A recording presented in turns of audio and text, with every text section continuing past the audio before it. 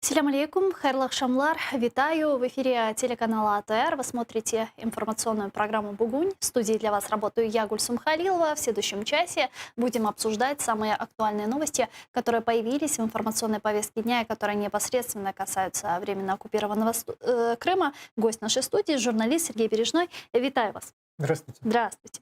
Давайте начнем нашу беседу со следующего информационного сообщения. Президент Владимир Зеленский призывает международное сообщество оказывать давление на Москву, чтобы она вернула захваченные у Украины земли и не возвращать ее до этого момента в G7. Об этом он рассказал в интервью канадскому изданию. Давайте послушаем. Джастін Трюдо заявив 1 червня, що у Росії немає шансів повернутися в Велику Сімку до повного відновлення територіальної цілісності України. І ми вдячні за цю підтримку. І я повинен сказати, що не буде ніякого вирішення, якщо світ не чинитиме тиску на Росію в цьому питанні. На самом деле вопрос возвращения Российской Федерации в G7 или как минимум приглашение ее туда в качестве гостя звучит уже не первый год из уст президента Соединенных Штатов Дональда Трампа, который и в этом году в очередной раз, когда перенес встречу G7, выразил свое желание пригласить Путина в этот клуб, на этот саммит. Зачем, как думаете? Это давняя болезнь у пана Дональда. И я думаю, что пока он ее не реализует, он не успокоится. И даже когда он ее реализует, он все равно не успокоится, потому что вот это пиетическое отношение, путиническое отношение к Путину у него довольно странно и проявляется постоянно. Это не случайность, это какое-то что-то застарелое. В последнее время выходили свидетельства о том, вот в частности из книги Джона Болтона свежей, уже опубликованные отрывки, в которых Болтон описывает встречу Трампа с Путиным, и он просто еще раз подтверждает, что впечатление было такое, что Путин вертит Трампом как хочет. Трамп очень уязвим, как любой нарцисс, как любой самовлюбленный человек, им очень легко манипулировать, а Путин это умеет. Ну вот, что имеем, то имеем. Но если Трамп все-таки пригласит Путина на G7, посмотрим на реакцию остальных, потому что в данном случае важна именно она. С Трампом все понятно, а как будут вести себя остальные, надо будет посмотреть. Канада уже выразила свой протест, да? Протест это хорошо, а вот поедет или не поедет? Не получится ли так, это для нас, конечно, совершенно идеальной ситуации так не будет, что Трамп с Путиным сами будут представлять всю большую семерку, вообще весь цивилизованный мир. Это будет смешная ситуация, но я думаю, что этого не произойдет. Там есть Италия, которая довольно так лояльно относится, да, к Российской Федерации. Там есть Германия. Это все очень условно. И Германия сейчас очень охладела к России после истории с прямым обвинением прокуратуры Германии и Кремля в заказе убийства в Берлине чеченского деятеля. Так что посмотрим. Я не думаю, что Германия сейчас как раз очень резко сдвинулась в ту же сторону, в которую в свое время сдвинулась Великобритания после покушения на Скрипалей. И история, собственно, та же самая. И чем больше таких историй, тем меньше шансов, что Владимиру Владимировичу что-то в этой семерке светит. Желание высказывания Трампа это одно, да, но есть же еще Конгресс, есть республиканцы, есть демократы, представители которых постоянно выражают поддержку Украине.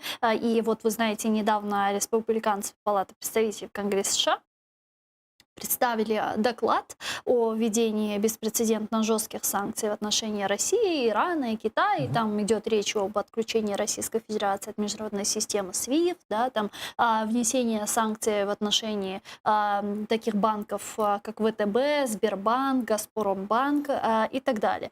Это же о чем-то говорит все-таки? Это говорит о том, что да, такие варианты рассматриваются, поскольку они присутствуют в массовом сознании, что ли, в прессе, их высказывают эксперты, какие-то экспертные группы, предлагают сценарии с жестким воздействием. Естественно, что все это должно было быть упомянуто, но я не вижу реальных каких-то шагов, возможностей даже, наверное. И сценариев, при которых такие инструменты используются всерьез. Я не А думаю, какой это что может быть Америка... сценарий? Я не думаю, что Америка пойдет на и отключение SWIFT, и тем более на жесткие санкции против системообразующих российских банков, потому что это будет означать очень быстрый крах экономической России. Это будет региональная катастрофа, которая ударит по всем соседям России, не только по нам, но и по Польше, и по странам Балтии, и по странам Средней Азии, по всем. По всем, кто с Россией поддерживает экономические отношения, и по Германии, и по Италии, и по США тоже. Осколки полетят и заденут очень многих. Вот, наверное, этого, насколько я наблюдаю последние годы, тенденции, вот этого западные деятели очень не хотят. Они хотят, чтобы Россия медленно, тихо успокоилась, пришла к какому-то стабильно низкому состоянию, когда она не представляет уже серьезной угрозы. И от этого состояния, может быть, начала обратно возвращаться в разум.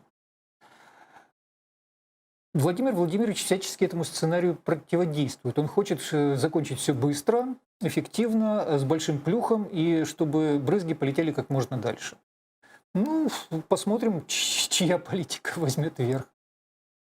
А как вы думаете, каким образом вот сегодня, если говорить о нашей политике, внешней политике нашей страны, каким образом мы все-таки должны убеждать наших западных партнеров, если даже не таких санкциях, о которых мы говорили выше, ну хотя бы вот те, которые санкции сейчас есть, чтобы они хоть в какой-то степени, понятно, не сдерживают агрессию, но чтобы они ужесточились. Как мы должны с ними разговаривать, чем должны апеллировать?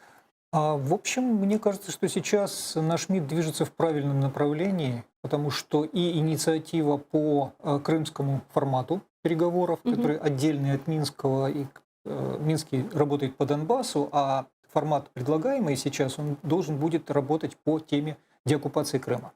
Если это будет реализовано, если даже серьезные разговоры, серьезные обсуждения возможностей такого формата будут продолжены, это движение в очень правильном направлении. Плюс для того, чтобы давить на Россию, нужно бить по ее слабым местам, а ее слабые места, хотя она сама думает, что это места сильные, это полное игнорирование международного права.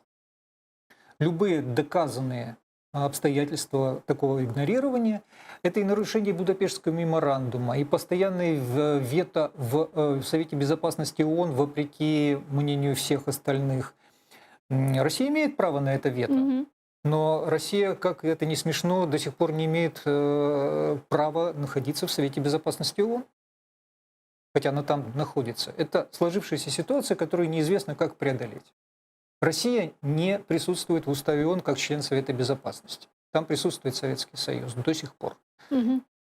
Поэтому указывать на такие места, тыкать в них пальцем, делать больно России в этом месте, это, в общем, вполне не только Россия, а и западным странам, которые терпят такую ситуацию, не предпринимают ничего для того, чтобы ее исправить и привести к норме. Это, в общем, мне кажется, достаточно эффективно. Плюс серьезная тема, которую вот недавно стали поднимать общественные деятели на Западе, это противодействие российской информационной агрессии, пропаганде. Россия предпринимает достаточно много усилий, чтобы заставить Запад говорить на своем языке. Не об агрессии, а об добровольном присоединении. Вот то, что Путин сейчас опубликовал статью в «Нью-Йорк Таймс», если не ошибаюсь, в «Нью-Йорк Таймс», он же там как раз этот язык и навязывает, что страны Балтии в 1939 году добровольно присоединились, с большим желанием влились в семью советских народов и так далее. Это советский язык, это язык российской пропаганды нынешней. И если нам удастся дать Западу понять, что это очень опасная тенденция, а многие на Западе это уже понимают, и общественность, общественные деятели, общественные организации и общественные инициативы, они говорят об этом все громче и громче. Я надеюсь, что это будет продолжаться, и задача нашего МИДа эту тему поддержать. Ну вот смотрите, хотела поговорить про вот этот вот референдум в Российской Федерации и нелегальный референдум, да, Да. нелегальный референдум на территории временно оккупированного Крыма. Значит, поправка в Конституцию Российской Федерации о защите целостности России нужна, чтобы сделать неконституционным любые законопроекты, связанные с возвращением Крыма Украине. Такое заявление сделал сопредседатель рабочей группы по разработке поправок в Конституцию и глава комитета Совета Федерации по конституционному законодательству Андрей Клишес в интервью РБК. Давайте послушаем его цитату. Це записано для того, щоб ніхто не міг серйозно внести поправку до законодавства, за якою Крим передається Україні. Це робиться для того, щоб жоден орган державної влади, включаючи президента або парламент, або уряд, не могли серйозно вести переговори, наприклад, про повернення Криму Україні. Ну вот в случае принятия вот этой поправки дипломаты больше не смогут вести какие-либо переговоры с другими странами о передаче земель, поскольку на это будет конституционный запрет. Но Путин их Дипломаты так... имеются в виду российские дипломаты. Да, российские Они и так дипломаты. их не ведут. А эти толку? переговоры. Вот, окей, они и так не ведут, и Путин постоянно говорит, что тема Крыма закрыта, он это обсуждать не собирается, и они открыто, собственно, об этом декларируют. Тогда смысл зачем? Ничего особенного не происходит, эта поправка ничего не меняет. То есть для нас это ничего не значит? Российская конституция в ее нынешнем состоянии, она и так не дает никакой возможности для, ну, в том числе и для начала переговоров упомянутых. Поэтому их нет, их не будет и внесение изменений в Конституцию не меняет ничего. Это просто лишний раз ткнуть пальцем в то, что они не собираются ни на какие уступки идти, не обсуждать эту тему, вообще не рассматривают ее как тему для переговоров. Прекрасно, мы это знаем и так. Мы это знаем и так. Именно поэтому вот этот крымский формат, он проектируется с возможностью обсуждения деоккупации Крыма без участия России. Ну а как? Вот если нам нужно будет разработать дорожную карту по деоккупации полуострова, как можно это осуществить без участия Российской Федерации? Естественно, участие Российской Федерации будет, но оно понадобится в тот момент, когда Крым нужно будет уже деоккупировать. А до этого есть мощнейшая задача, которая до сих пор не решена и решаться будет достаточно долго, заставить Россию признать, что деоккупация состоится, что это необходимость, что это неизбежность. Пока Россия все это не признает, ее участие в этом формате совершенно бессмысленно. То есть в этом формате речь будет идти о том, как вынудить Россию отдать Крым, вернуть Крым, и как сделать для нее затраты на продолжение оккупации совершенно непереносимы. Ну, это то, о чем мы говорили выше, это ужесточение санкций. Это Какие еще могут быть механизмы, кроме санкций? Какие еще могут быть механизмы? Только, собственно, или дипломатические, или экономические, военные же мы не рассматриваем. Никто воевать с Россией не собирается, если она первой не начнет войну. Угу. Ну, вот смотрите, среди этих поправок в Конституцию России есть еще положение о безусловном приоритете в национальном правопорядке, в том смысле, что, цитирую, требования международного законодательства, международных договоров, а также решения международных органов могут действовать на территории России только в той части, в которой они не влекут ограничения прав и свобод гражданина и не противоречат нашей Конституции. То есть они свое законодательство, свою Конституцию ставят в приоритет, да, международному праву. То есть для них международное право — это вообще ничего. Вот есть наш закон, есть наша Конституция. А что остается у международного права? Тогда если с Россией вот просто с нигилизмом относится. В принципе, она и до этого так относилась. Да. Ну, а что делать международное? Как вообще международное право как существовало, так и существует. Ну, оно просто констатирует, что Россия больше не является участником международных соглашений, участником тех соглашений, которые она сама подписала.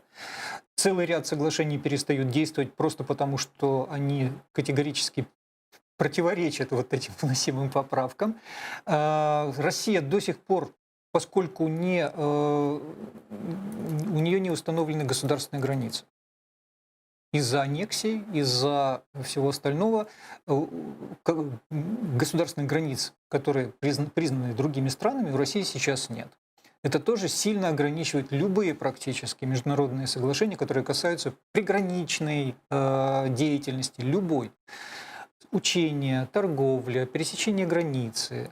Это все предметы международных соглашений, которые Россия, принимая уже совершенно официально, они уже давно это приняли, но сейчас они это закрепляют, приоритет своего внутреннего законодательства над международными соглашениями, оно просто эти соглашения перечеркивает. Ну, прекрасно. Это работает на нас. Россия уходит в самоизоляцию юридическую и международную. Пускай уходит. Она это делает по своей воле, она это делает с большой охотой, и она рассчитывает, что эта изоляция даст ей возможность творить внутри то, что она хочет там творить. Пускай она это делает. Но вот эти поправки это для внутреннего потребителя, правильно я Да. понимаю? Да, это чисто для внутреннего потребителя, и значительная часть этих поправок вообще-то чисто утилитарна для сохранения конкретно Владимира Владимировича как главного памятника. Вот и все. А зачем, как вы думаете, зачем ему понадобилось вот это обнуление, если, в принципе, он мог поставить вместо себя просто какую-то марионетку свою и продолжать успешно править своей страной? Подозреваю, что марионетки кончились. Хм. То есть Владимир Владимирович дошел до такой степени паранойи, что не доверяет уже никому. Группировки, которые сформировались в спецслужбах, во власти, в Кремле, вот то, что называется башнями Кремля, они стали настолько мощны, что доверить кому бы то ни было регулирование отношений между ними или хотя бы частично делегировать вот это регулирование, он уже не может. Все держится на нем. Говорят, революция, перевороты происходят тогда, когда теряется вот это окружение и доверие к этому окружению, и Там не окружение только. уже недовольно Когда становится. еще есть недовольство снизу, прежде всего, вот тогда происходит революция. А перевороты, да, перевороты могут производиться каким-то ограниченным ресурсом. А сейчас есть тому предпосылки, как думаете? Я не знаю. Я не знаю, очень трудно судить, что там происходит. Очень много противоречивой информации, опять же, о том, какие там концепции, идеи бродят среди этих башен. Мы не знаем, какая из них возьмет верх. Может быть, если они вообще будут действительно драться, может быть, возьмет верх та, для которой Путин это слишком мягкий политик. И там начнется, в общем, вполне себе такой сталинский фашизм, как и положено. 1 июля на территории оккупированного Крыма пройдет вот это незаконное голосование. Ну и, собственно, вот мы знаем, как да, проходят вот такие нелегальные там голосования. Там, в принципе, людей, которые работают в госструктурах, вынуждают идти на вот это голосование и отдавать свой голос. Как будет в этом году и как должны действовать люди, как думаете? Я не Не думаю, хотите? что это имеет какое-то значение. Каждый сам решает, кто я такой, чтобы им советовать. Каждый сам осознает свою ситуацию. Ну, Каждый насколько сам ее важно? оценивает. Насколько важно Путину показать вот явку именно крымчан? Я думаю, что Крым для него наименее проблемный регион сейчас в этом отношении. Потому что очень мощная поддержка до сих пор сохраняется. Пропаганда идет сильнейшая, судя по тому, что долетает сюда из Крыма. И очень многие совершенно искренне пойдут и будут поддерживать. Поэтому Чечня, Крым, еще какие-то вот такие пропутинские, глубоко пропутинские регионы, они не создадут никаких проблем. Я бы ждал больше проблем от Татарстана, например, и Поволжья, чем от Крыма. А в Крыму это дело совести, дело представления каждого, кто там живет, кто вынужден там существовать или кто живет там с радостью в нынешней ситуации. Ну, посмотрим, как все обернется. Как Украина должна на это реагировать? Вот просто очередное декларативное какое-то заявление МИДа? Они не Что? декларативные, эти заявления, не очень важны. Они даже делаются не всегда, что меня очень беспокоит. Каждое нарушение Россией международного законодательства, несмотря на то, что бы они там ни писали у себя в Конституции, оно должно вызывать жесткую реакцию нашего МИДа. Жесткую. Моментальную, жесткую. Каждый раз вопрос должен ставиться на самом высоком из возможных уровней, например, на уровне Совета Безопасности ООН, на уровне Совета по правам человека, если речь касается нарушения прав человека. Это все, что касается преследований крымских татар, например, должно ставиться на уровне, кажется, Совет ООН по коренным народам. Есть такой. Мгм. Вот на этом уровне все должно ставиться. Это все должно относиться к повседневной, постоянной работе МИДа, и это давление нужно наращивать. Ну, смотрите, у нас же время на самом деле идет. Вот уже прошло 6 лет, и дети, которые родились в 2014 году, они уже пойдут в школу. И это уже потерянное поколение. Более того, есть дети, которые закончили школу, которым было 10 лет, когда состоялась оккупация Крыма. Они сейчас заканчивают школу, получают Филькины грамоты, вот эти вот аттестаты, паспорта, незаконно выданные на территории оккупированного Крыма. То есть это все, это потерянное поколение. И мы же видим, что в школе идет милитаризация тоже детей. Мы же в этом направлении. Как вы думаете, как мы должны бороться за умы наших граждан, проживающих на территории временно оккупированного Крыма? Точно так же, как мы должны бороться за умы граждан, которые проживают на подконтрольной Украине территории. Безусловно.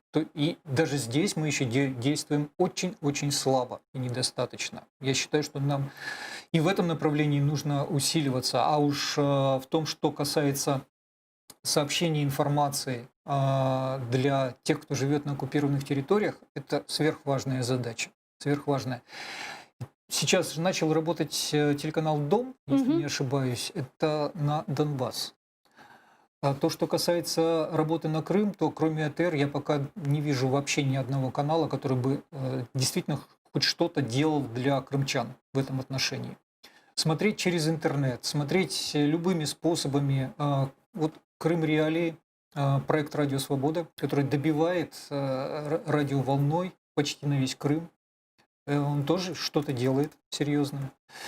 Но этого все равно недостаточно, судя по результату. Результат очень слабый. Давайте сейчас подключим к нашей беседе Москву журналиста Игоря Яковенко, который с нами сейчас на прямой связи. Здравствуйте, Игорь. Да, здравствуйте, Да, Гульсум, здравствуйте, Сергей. добрый день. Вот мы сейчас обсуждаем вот эти вот поправки в Конституцию Российской Федерации, и среди этих поправок есть такая поправка, которая делает неконституционным любые законопроекты, связанные с возвращением Крыма Украине. Что вы думаете по поводу этих поправок? Зачем, собственно, это делает сейчас Путин? Зачем это нужно? Ну, зачем это делает Путин, более-менее понятно. Для Путина сейчас принципиально важно укрепить собственную власть, потому что, в общем-то, она потихонечку у него уходит из-под ног. Из-под него власть уходит, потому что сейчас, ну, в значительной степени триггерным событием стал коронавирус, потому что в этот период Путин продемонстрировал себя не как главный решала, не как главный разводящий, не как главный смотрящий за Россией, а как, в общем, трусливый, испуганный, так сказать, маленький человечек, который спрятался в бункере и общается с внешним миром через тоннель с его, так сказать, опылением, опрыскиванием и так далее. Это, в общем, чувствуется. В общем, люди чувствуют власть, люди чувствуют ее, так сказать, смелость, чувствуют ее решительность. И Путин в этой ситуации продемонстрировал себя крайне слабым. Ему сейчас надо сцементировать, так сказать, и попытаться все-таки перехватить бразды правления. И поправки для него, конечно, принципиально важны. Кроме всего прочего, он планирует все-таки, так сказать, какие-то дальнейшие шаги в плане внешней политики. Собирается, так сказать, ну, вот его это невероятно смешная, невероятно комичная статья в National Interest.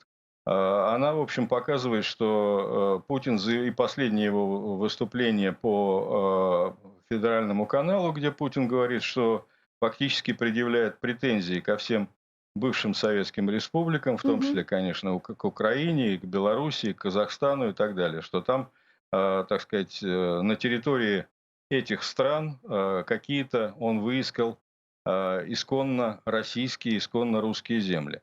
Для Путина сейчас принципиально важно сменить повестку дня и переключить ее на ура патриотическую, на внешне агрессивную политику по отношению к другим странам.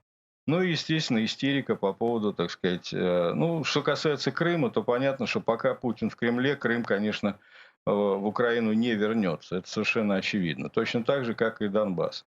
Поэтому для него очень важно вот это вот дальнейшее нагнетание истерии, дальнейшее нагнетание ура-патриотических настроений, милитаристских настроений.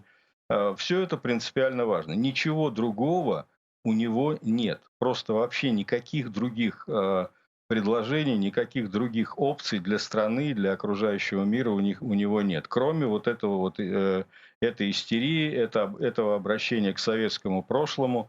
Я бы сказал так, даже не к советскому прошлому, а к сталинскому прошлому.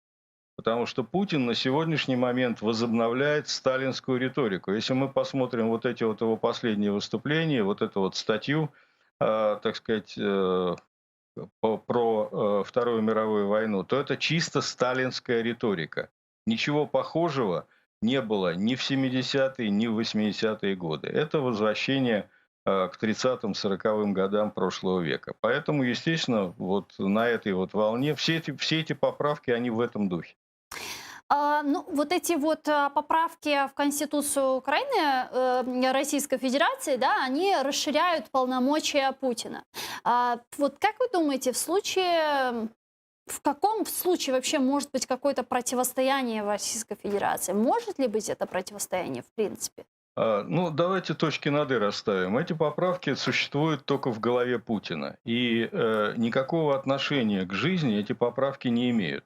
Я уже несколько раз говорил, в том числе и на вашем канале, что вообще вот в России право, закон, конституция имеют некоторое значение только в ситуации стабильности. В ситуации малейших колебаний все это рассыпается. Потому что, ну, я приводил пример. В Советском Союзе в 1991 году знаменитый Горбачевский референдум о сохранении Советского Союза. Подавляющее большинство граждан СССР пришли голосовать, проголосовали «за». В результате Советского Союза не стало уже через несколько месяцев. Это был референдум, который проводился в соответствии с законом. По всем правилам, там не было никаких подтасовок. Да, там несколько республик не приняли участие, в том числе, как мы знаем, Украина не принимала участие в этом референдуме. Но, тем не менее, так сказать, если брать в целом по общему количеству граждан СССР, то, в общем-то, решение было принято. И никакого воздействия вот это решение не оказало на дальнейшие судьбы страны. Советский Союз развалился. Да, ну вот сейчас по последним опросам Левады-центра рейтинги Путина упали до рекордного минимума, это 25%. Даже если люди придут и проголосуют против, мы об этом никогда не узнаем. Правильно? Ну, конечно, конечно. Дело в том, что в отличие от выборов, ну, есть там сакральная цифра, считается, что средний уровень подтасовки, фальсификации на выборах в России составляет где-то порядка 15%. Это действительно так. Чечня дает 100% фальсификации, там Северный Кавказ, некоторые регионы Поволжья дают очень высокий уровень фальсификации, Москва меньше. В результате получается 15%. Но это голосование никакого отношения к выборам не имеет. Дело в том, что здесь уровень фальсификации может быть приближен к 100%, потому что ну, формальные наблюдения какие-то могут быть, но на самом деле процедура наблюдения затруднена до невозможности. Ну как можно наблюдать за электронным голосованием? Ну просто физически, как это возможно? Как можно наблюдать за голосованием на дому, когда люди приезжают в течение недели, будут приезжать по адресам, и там идет голосование через дверную ручку. Ну, как да, вот это вот, кстати, интересно, как это будет происходить? Будут звонить, приходить, что это будет? Ну, на самом деле здесь ситуация такая. Электронное голосование люди должны записываться. Значит, сами записываться на электронное голосование через госуслуги, через специальные сайты. Проконтролировать, как проголосовал человек, совершенно невозможно. Никаких наблюдателей здесь не предусмотрено. Что касается голосования на дому, ну, опять-таки, будут приходить, будут созваниваться, к людям будут приходить, обрабатывать там ручку, вешать на эту дверную ручку пакет с бюллетенями. Человек потом заносит все это в квартиру, и потом приходит и все это заполняет. Сколько человек в квартире, неизвестно. Паспорт предъявляется с расстояния 2 метров. Ну, попробуйте эксперимент провести в полутемном коридоре с расстояния 22 метров. Предъявите паспорт кому-нибудь из ваших коллег. И посмотрим, что он там сможет прочитать, в том числе и имя, фамилия, отчество. Ну, это смешно. И, естественно, к каждому такому надомнику контролера, так сказать, наблюдателя никто не приставит. Поэтому здесь возможность фальсификации очень сильно приближается к 100%. Поэтому ничего, конечно, мы не узнаем. Единственная возможность – это действительно, если Левада решится провести основательный экзит-пол и одновременно сможет провести серьезное фундаментальное исследование общественного мнения. Тогда мы сможем убедиться, как действительно люди проголосовали. Ну и можно будет противопоставить вот это исследование тем результатам, которые предъявит госпожа Панфилова. Я думаю, что совершенно очевидно, что это голосование, это абсолютный пшик, и наша задача, людей, которые не согласны с дальнейшим укреплением путинского фашизма, наша задача сейчас сделать так, чтобы вот этот фейк обнажился, чтобы эта ложь, очевидная совершенно ложь, обнажилась, чтобы люди не поверили этому результатам этого голосования. Я думаю, что это возможно. Ну, вы знаете, одним из лозунгов этого голосования «Мы победили коронавирус». Люди в это верят? Ну, вообще, на самом деле, есть определенный процент людей, которые не верили никогда, что коронавирус был, и они будут продолжать не верить, что коронавирус есть. Ну, такие люди есть, они есть везде, они есть и в Украине, они есть и в Европе, и в Соединенных Штатах Америки. Ну, просто не верят изначально. Ну, просто сам не болеет, значит, ну, все остальное ерунда. Такие люди продолжают быть. Значит, те люди, которые перенесли коронавирус, или у которых близкие болеют, или те люди, которые в настоящий момент заболевают, а сейчас идет нарастание заболеваний. Москва пик прошла, скорее всего, а вся остальная Россия на самом деле продолжает наращивать уровень заболеваний, причем в целом ряде регионов уже врачи говорят о том, что у них не хватает мест в больницах. Просто заявляют, что нет. Более того, есть сообщения главных инфекционистов по отдельным регионам, что они просто криком кричат. Просто кричат криком, что какое голосование? Вы сейчас вирусные бомбы организуете по всей стране. Идите голосуйте, но имейте в виду, что у нас мест в больницах больше нет. Это говорят главные, это не просто какие-то оппозиционеры, это говорят главные инфекционисты по регионам. Поэтому, естественно, это тоже скажется. Я думаю, что люди, которые дорожат своим здоровьем, не будут подвергать его риску ради того, чтобы укрепить путинское самодержавие. Я надеюсь на здравомыслие в том числе, а не только на протестное настроение. И вот последнее, что хотела спросить. Вы упомянули интервью Путина, где вот он рассуждал о выходе республик из состава Советского Союза и говорил, что вот при создании Советского Союза было прописано право выхода республик, однако процедура тогда не была регламентирована. Вот как вы думаете, где край его амбиций? Вы знаете, вообще путинизм, он как газ.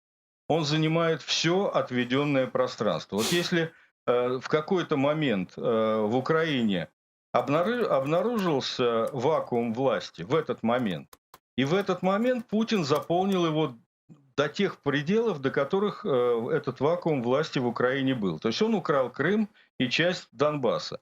Значит, если будет возможность, если слабину даст, например, ну, я не желаю этого, но если, например, слабину даст Казахстан, то он, естественно, воплотит свою давнишнюю мечту и мечту товарища господина Солженицына о том, чтобы украсть северные территории Казахстана, о чем они с Солженицыным давно договаривались. Если что-то случится сейчас, какой-то вакуум власти случится в Беларуси, ну, значит, беда придет на белорусскую землю. Точно, то есть, на самом деле, предела амбиций Путина не существует.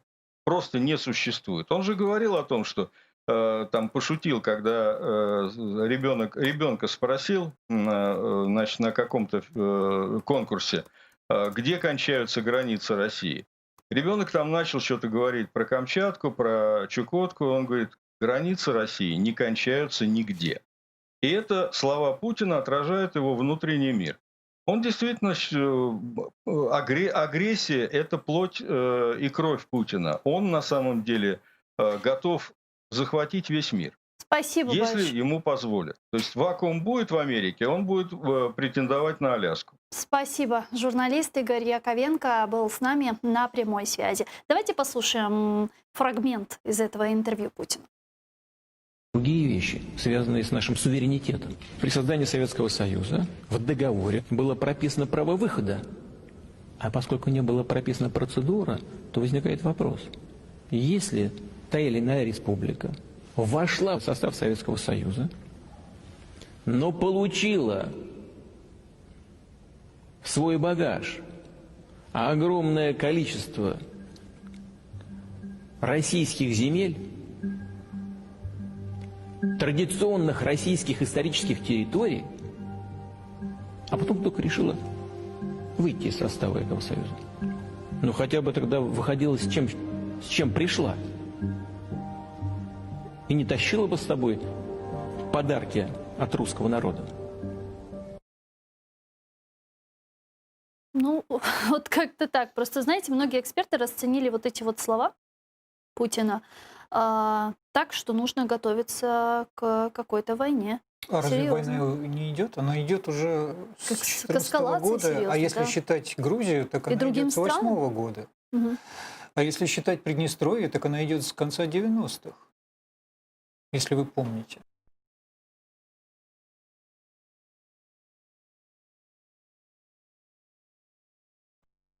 В 2007 в Приднестровье был проведен референдум о том, нужно ли присоединяться к России.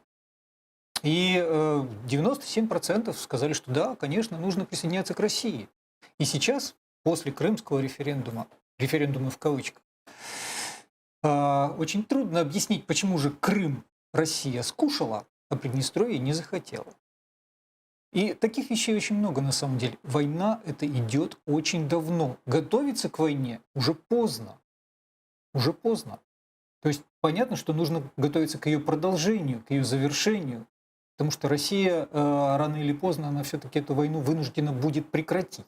Ну вот когда мы говорим готовиться, вот Игорь Яковенко упомянул Казахстан, да, например, Беларусь, например. Вот эти вот страны под угрозой же ведь? Под угрозой, и это давно осознанно, во всяком случае в Казахстане, и там проводили достаточно, как мне рассказывали, эффективные мероприятия именно в русскоязычных регионах, и экономические, и политические, и медийные, для того, чтобы снизить эту угрозу.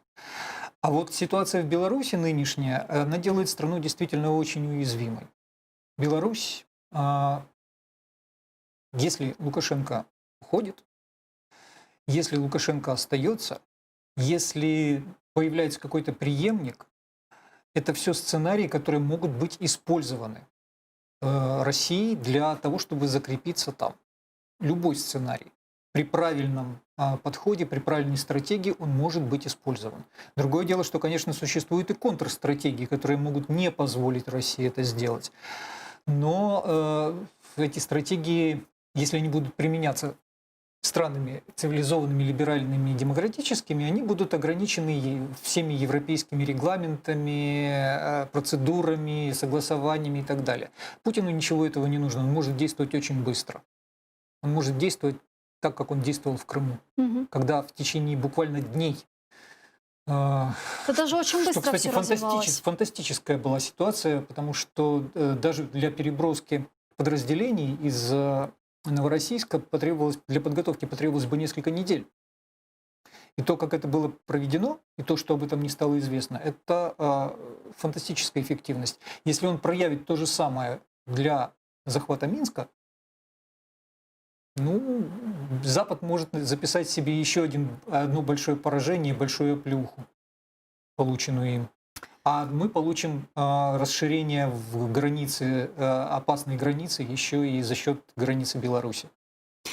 Вот давайте поговорим про Донбасс и про ситуацию с урегулированием войны на Донбассе, потому что вот пресс-секретарь президента РФ Дмитрий Песков считает потенциально опасной ситуацию с урегулированием конфликта на Донбассе и обеспокоен высказываниями из Киева о необходимости корректировки Минских соглашений. И вот что он сказал.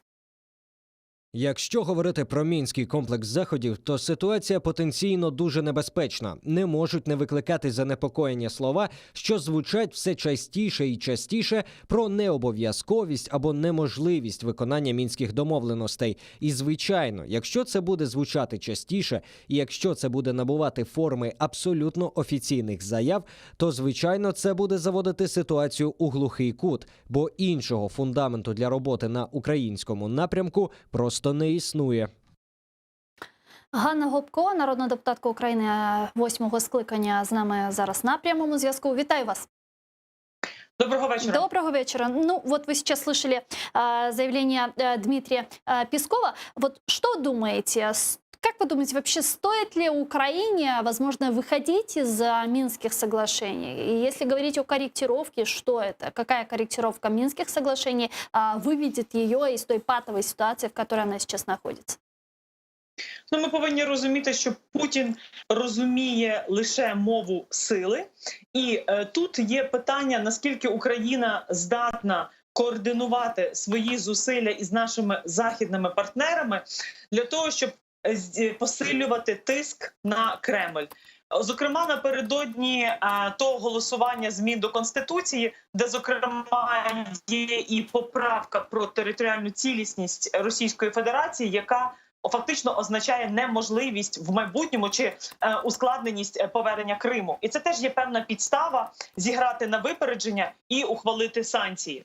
Тому мені здається, що Росія вже давно порушила мінські домовленості, тому що ключовий пункт перший Мінська, а саме забезпечення припинення обстрілів, ceasefire, він не виконується уже 7-й рік, як триває російська збройна агресія.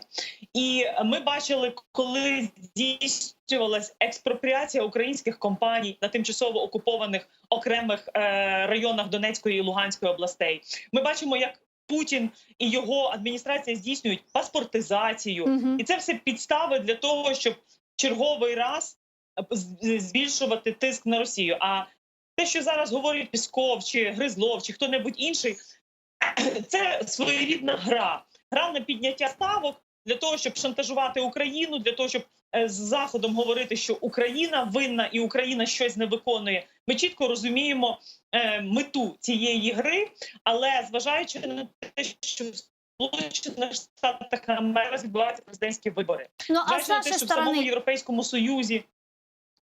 Да, вот с нашей стороны, какие должны быть наши действия в этой ситуации? Ну, в нашому випадку дуже важливо... Да, нас вынуждают, да, вот садиться за стол переговоров там с террористами, сидеть, договариваться и идти на вот эти уступки. Ну, насправді, Українська Верховна Рада в 2018 році прийняла закон, де чітко зафіксувала, що Російська Федерація є державою-агресором. І що на окупованих територіях є російська окупаційна адміністрація, не так звані ДНР, ЛНР. Ми не можемо сідати за стіл перемовин з найманцями Кремля, тому що ми фактично допоможемо Росії умити руки, і потім в усіх міжнародних судах Росія не нестиме міжнародну правову відповідальність, зокрема і в економічній сфері, як компенсація, як те, щоб більшість українців, зокрема внутрішньо переміщені особи, які втратили своє майно, вони можуть індивідуальні позови проти Російської Федерації здійснювати, як це зробив український Ощадбанк через Крим, коли він виграв в Російської Федерації 1 мільярд 300 мільйонів доларів за окупацію Криму, за недоотриману вигоду і за те, що вже всі ці роки окупації Криму Ощадбанк не може здійснювати свою діяльність. Тому нам важливо продовжувати в міжнародній площині всі судові процеси, які є. Нам важливо не просто втримати, а шукати шляхи посилення економічного тиску через санкції на Російську Федерацію. Нам важливо включати парламентську дипломатію, щоб різні парламентські асамблеї ОБСЄ, Ради Європи, НАТО нарощувати консолідовану позицію. Нам важливо всередині українського суспільства пропрацьовувати гру, щоб Росія не могла розхитувати Україну зсередини, коли дуже часто наші чиновники роблять помилкові заяви, чи то Крим, чи то створення консультативної ради і так далі. Повинна бути чітка стратегія. Дуже дякую вам. Ганна Гопко, народна депутатка України 8-го скликання, була з нами на прямому зв'язку. Если взять Минские соглашения, мы же объективно понимаем, что они не выполняются. Первый пункт Минских соглашений – прекращение огня на востоке Украины не прекращается. Россия требует свое, мы, естественно, по праву требуем свое. И ситуация вот в такой некой стагнации сейчас. А как выходить отсюда? Есть какой-то компромисс тут в этой теме?